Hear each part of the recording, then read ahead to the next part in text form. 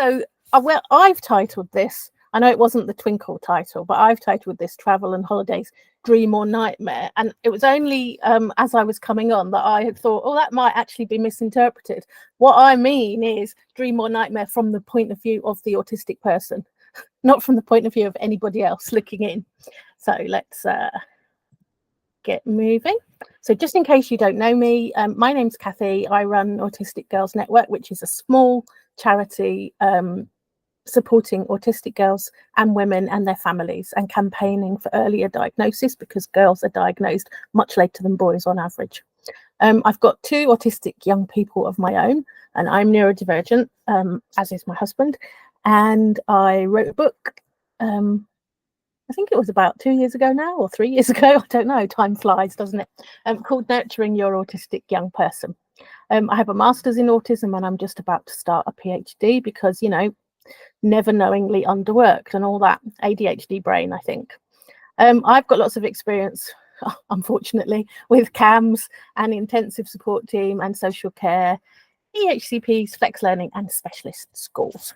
But we're not going to talk about any of that tonight, although we have talked about it before with Twinkl. We're going to talk about holidays.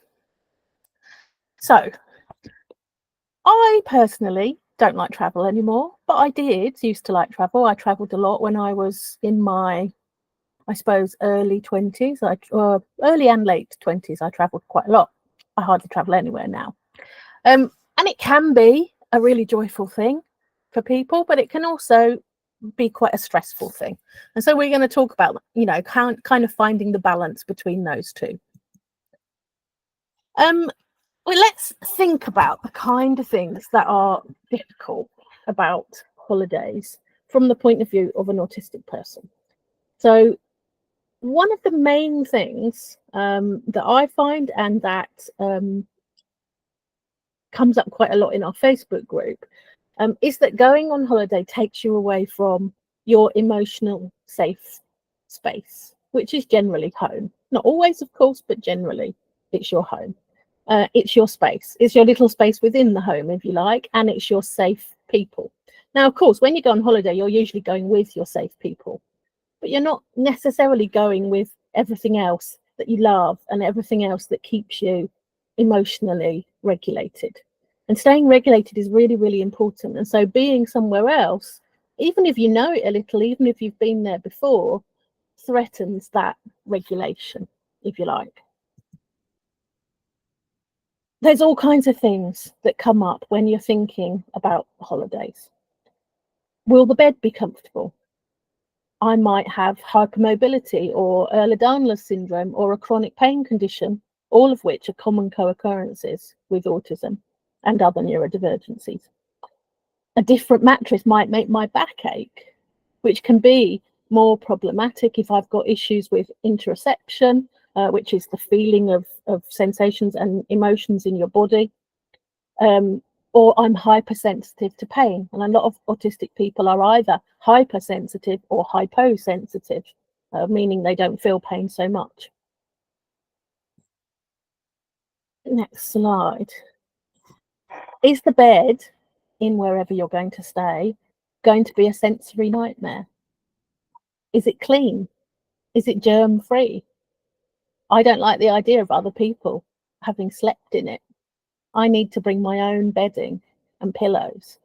All of those things might be going through your or your child's head when you think about holidays.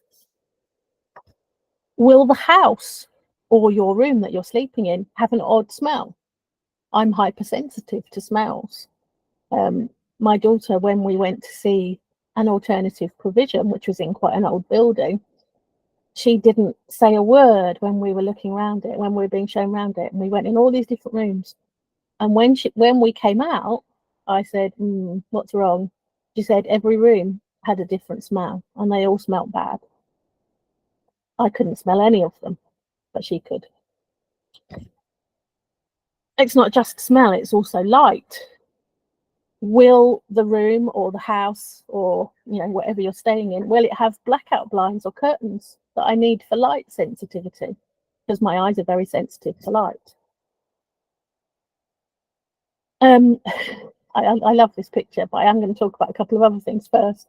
Will I be able to hear the traffic? Because if I can't hear the traffic at my house, in my home, then that might be really difficult for me and I might not be able to sleep. Are there noisy or indeed nosy neighbours? Are neighbours going to be making a lot of noise? Are they going to be looking at me? If I need to pace up and down the garden, if there is one, are they going to see me? And am I going to be too embarrassed to do that? And that's my regulation activity. Is there a toilet somewhere that people can't hear me when I'm in the bathroom? Can't hear me using it, and I can't hear other people? That's really important to me. It's certainly important to my daughter. How much will I have to go out when I'm away on holiday? Am I going to be expected to go out every day and go to different places that I don't necessarily want to go to? I like to stay home most of the time, most of the year. I don't like going out all the time. People don't want me to do that when I go on holiday. That makes it more difficult. Have I packed appropriately? Am I going to be able to take all the things with me that I need? And I do mean need. If I get wet, if I, go in the pool or something, if I go in the sea, or if I get sandy on the beach, I need to be able to change. I need to take lots of changes of clothes. I need to take my bedding and my pillows with me in order to be able to sleep properly. I need to take a white noise machine so that I can get to sleep. I need to take possibly my cuddly toys. They're really, really important to me.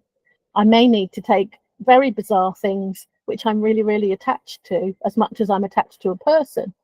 I need them as much as I need other things, as much as I need clothes, as much as I need a change of shoes, as much as I need sun cream, for example. Sun cream is, of course, a whole other story.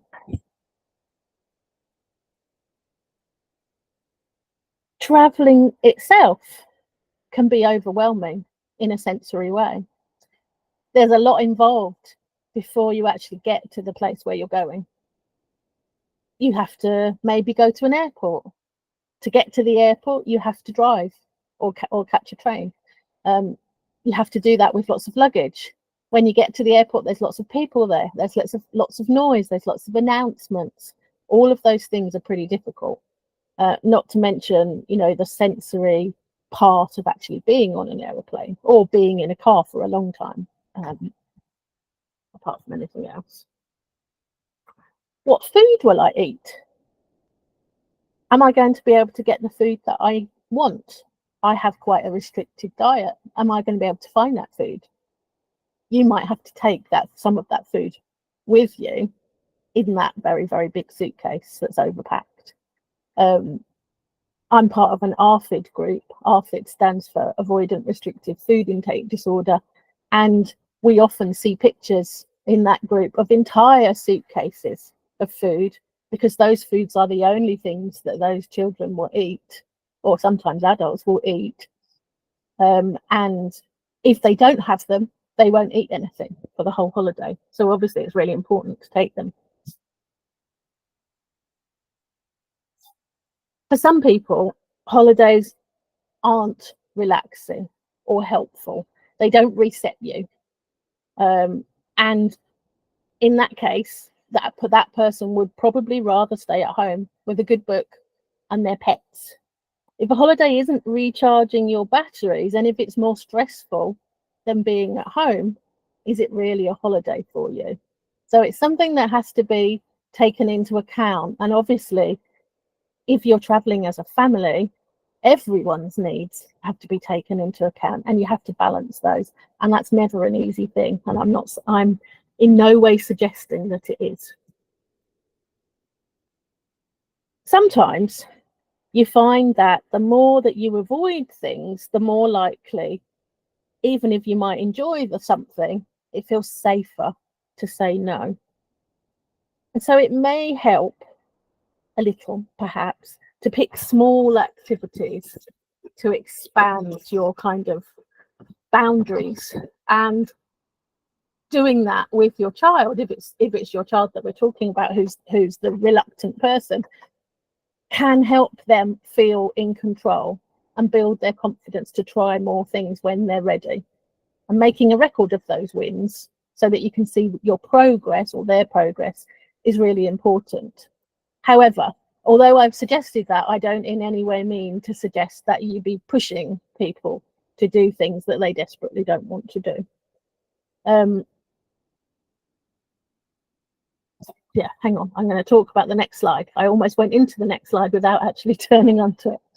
So for autistic people, and this is a generalization, and I will never talk for all autistic people, I couldn't possibly, everyone is different. Generally, unpredictability equals uncertainty, and uncertainty equals anxiety. And you can imagine that there's a great deal of unpredictability unless you've been somewhere 10 times in a row. There's a great deal of unpredictability about going on holiday. There are so many things that you can't predict. You don't know what's going to happen. And so taking away some of that uncertainty is a good way of lessening some of the anxiety about it. You're out of routine, it's unpredictable, that's hard. So take away as much of the anxiety as possible by preparing yourself or your child. Do things like look at Google Street View, watch YouTube videos of wherever you're going, look at the website, look at pictures of the hotel or resort or villa or town online, look at TikTok videos, talk about it frequently in the build up to going on holiday, make plans about things to do in the area, do that kind of research together if your child is old enough. Get everyone involved, but most importantly, give some kind of autonomy about what's going to happen. The more your child can feel less out of control. I'm not saying that they have to be in control of what's happening, but the more they can feel less out of control, the better it's going to be for them. Create some kind of visual so it's clear when the holiday is happening, whether that's some kind of countdown or whatever it is. You'll know what will work for your child much better than me. And for the holiday itself, you might want to create some kind of a schedule so that everyone knows what's happening without it becoming a demand. So we're going to talk in a minute about demand avoidance and why it's important to create as few demands as possible, because it's already quite a big demand that you're asking somebody to travel somewhere else and be out of their home for a week or 2 weeks or however it's long it's going to be. So let's talk about demand avoidance. So if you're demand avoidant, a holiday can be quite bittersweet. You know, on the one hand, lots of people like the idea of a holiday and they want to visit new places that they've seen in TV programs or YouTube or TikTok. But on the other hand, just about every aspect of a holiday contains an element of demand in one way or another. The most obvious being a demand to relax and enjoy yourself, if only it were that easy. So you might want to do something very much, but be unable to, which of course is a feature of PDA, persistent demand. Sorry, I call it persistent demand avoidance. Pathological demand avoidance is the horrible name for it. You may want to do it very much, but not be able to. And everyone else's excitement about being on holiday or going on holiday just adds to the pressure and adds to the demand. And when you're anxious, you might only feel emotionally safe in your safe space. So what you're going to be aiming to do is recreate as much of a safe space as it's possible to do. It's worth remembering also that a hotel is going to be more socially demanding than having your own space in a cottage or a caravan or wherever that might be, or a villa. Hotel has kind of, societal rules that people need to obey, and that's a big demand. Also thinking about the time of year that you travel, of course there might not be a lot of choice. We're all bound by school holidays while the children are of school age. Well, we're maybe not all bound by school holidays, but a lot of us are bound by school holidays. But traveling at peak times is likely to be setting yourself up for some problems. Too many people, too much noise and bustle, too long queues. One thing that you can do is to think about your child's passionate interests. Everything is better when passionate interests are involved and when we're given autonomy to think about them, to talk about them, to do stuff about them. If you can build a holiday around passionate interests, or at least involve passionate interests, that may be enough to lessen the anxiety about everything else.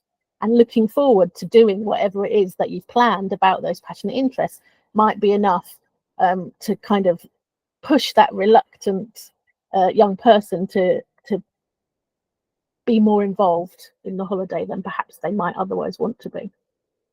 We've talked quite a bit about a safe space, and when I say safe space, I mean emotionally safe. I don't mean anyone's going to physically hurt them, of course.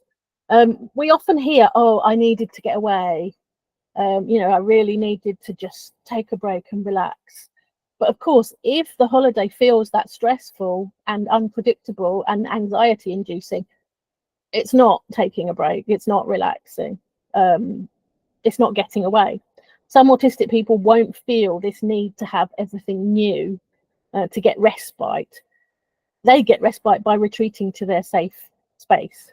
And to a lesser extent, so do I. I don't mind going to new places, but my safe space is my safe space, and I like to be there. For some autistic people, being in their safe space brings them constant joy. It's not something that bores them. It's not something that they want to escape from. It's something that really brings them joy.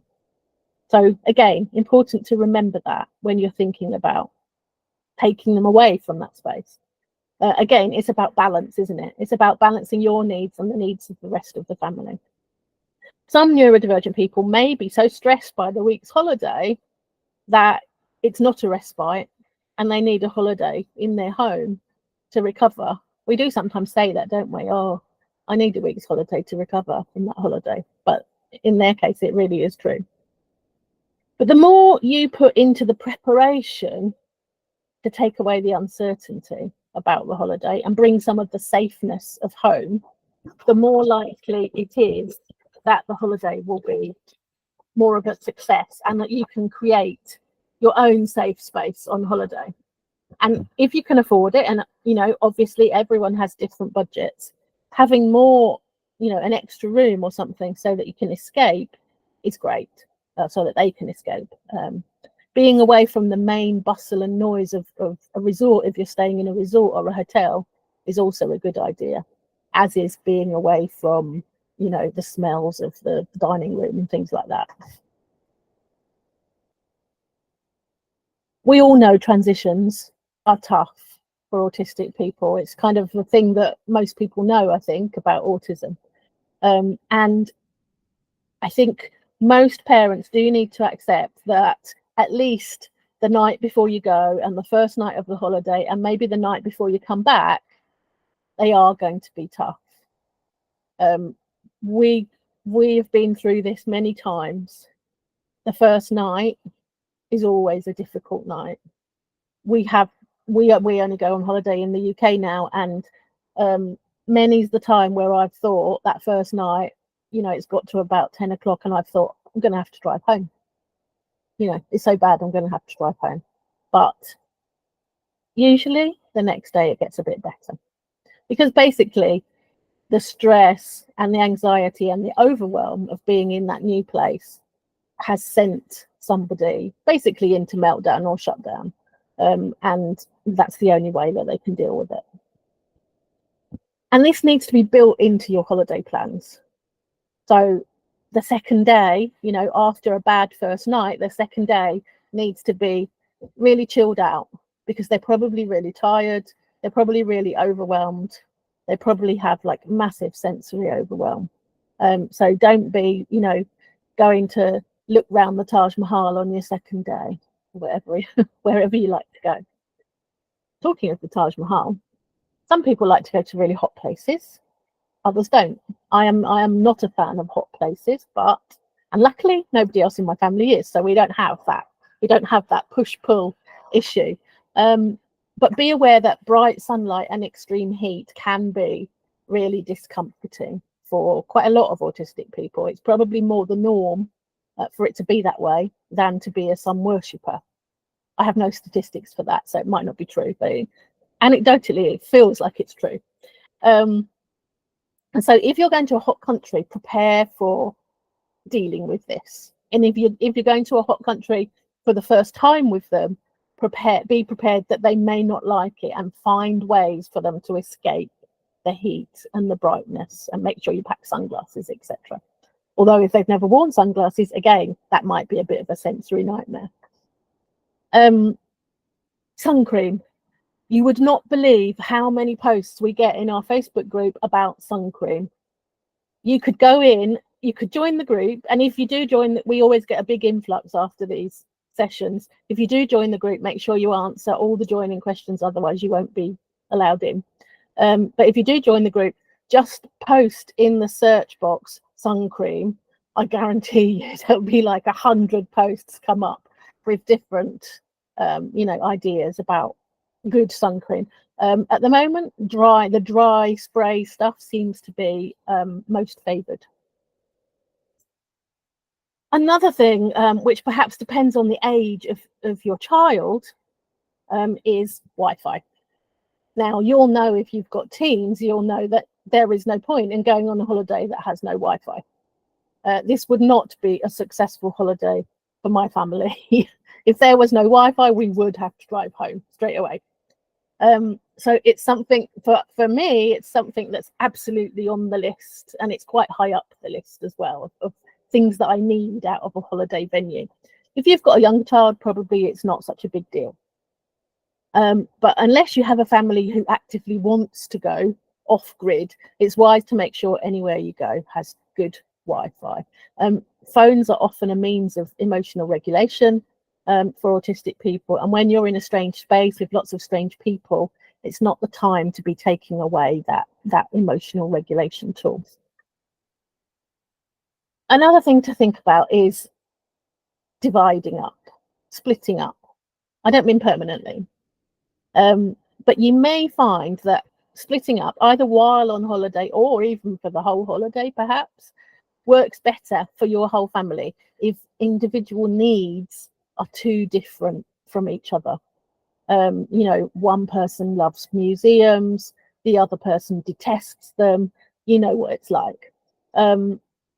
It may be a better idea to plan different things with a different child and split up. Obviously you can't do that if you're a single parent, and it may take some difficult experiences before you come to this quite difficult conclusion, but it's worth thinking about. If you can't bear the idea of it yet, go on holiday this year and see how it works out, but bear it in mind for the future because it might help you. If you're on holiday in an unknown place, it's possible that your autistic young person might be too anxious to leave the hotel or the resort. Again, this is a post that comes up quite a lot in our Facebook group. Sometimes we get people who are on holiday and they're really quite distressed because their young person won't go out. And so one of them is stuck there with them because you can't leave them in a strange place, of course. If you've tried everything and it still doesn't feel safe for them, it may be better, presuming that there are two adults, it may be better to split up and one stay with them while the other one takes the other children out. It doesn't necessarily mean every day is going to be like this. They might just be overloaded from too many new experiences and too many new people. It does happen. And talking about too many people, traveling with extended family and friends. Now, this is going to be fabulous for some people. It's going to be a nightmare for others. So, very much depends on your circumstances and your family and your friends. Choose which camp you fall into. If you're staying in the same house or hotel as extended family and friends, you're going to need some downtime away from them. And this is often part of the issue, I think, when people post in the group that their child won't go out.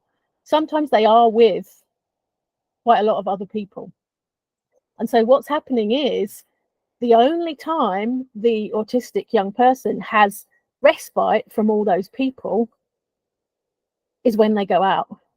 And if they're staying in the hotel on their own and everyone else goes out, they've got quiet chill time. Otherwise, they have no respite. So what you might want to do if you are traveling with lots of people is find ways to give them respite from being with lots of people, however that might work. You know, go out with them on their own to somewhere really quiet, or, you know, let them just be in their room for a couple of hours rather than having to be with everyone else. All of those kind of things. While there's that temptation, I think, for extra childcare, do think about whether it's a good idea to go on holiday with lots of people. I'm not saying that it's not, because it's very, very much going to depend on your personal circumstances and your child, whether that works or not. But if it's not working, that might be why.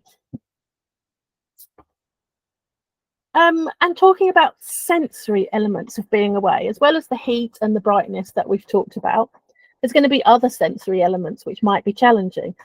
Popular holiday destinations are often really crowded and noisy, so making sure that you've got earphones and earbuds or noise cancelling headphones, and placing yourself away from food smells, etc., and the entertainment is probably a really good idea. And then thinking about different types of holiday. For me, camping is like the worst thing in the world that I would ever want to do. Ever since I was, how old was I? Probably 22, maybe. And I was traveling around the US with 5 other people, students. And we camped at the Grand Canyon, which was fantastic. I've never forgotten the Grand Canyon, but I've also never forgotten being in a 5-man tent on the outside by the canvas, far away from the door, and the tent gradually collapsing in on me all through the night. And I didn't sleep a wink, and I volunteered to sleep in the car the next night. So ever since then, I have never ever camped, and I never will. I can assure you. But for some very strange reason that I can't fathom, a lot of people like camping. And so that's fine. If you like camping, if your child likes camping, please go ahead and camp. That's absolutely fine by me. Just don't make me go with you.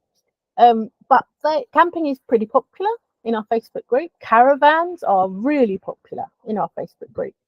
And I think probably a lot of popular with my children too when they were smaller. And I think there is a lot of predictability about caravans, perhaps not so much with camping, because you can't tell what the weather's going to be like, you can't tell how windy it's going to be, etc. But with caravans, they often look very similar. They often have pretty similar things on if they're in, if they're in some kind of holiday park. And I think there is a predictability, a predictability about them, which makes them easier to deal with. And of course, they're the budget choice, which is always going to make them popular. But you do generally know what you're getting, I think.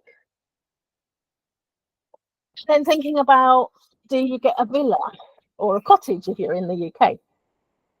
And this is the option which gives you the most autonomy, of course, which is really, really important. Possibly the option that I would go for, I don't know. I wouldn't go to, I don't go abroad anymore, so I wouldn't go there. And the swimming pool does nothing for me either. I'm like the anti-holiday person, aren't I, really? But lots of people like this. And of course, the advantage of this one is that there is a pool, and a lot of autistic children are water babies. There is a pool, but it's private. So you haven't got to share it with other people. You haven't got all that noise, you haven't got all that echoing. But of course, you do pay the price for that. And you also often have to hire a car too. So that does get quite expensive. But you also have complete control over your food. Although, of course, you do have to cook it. Unless your villa includes a chef, of course. But there's no crowds. There's no fighting for sunbeds, which is always good. And then thinking about all-inclusive deal. Now, in our Facebook group, I would say it's probably 50-50. There are a lot of people, there are a lot of recommendations in the group for different places to go to and particular hotels and particular resorts. But yeah, I think it's 50-50. A lot of people say they love the all-inclusive resort because you don't have to worry about food. You know, there's lots of choice.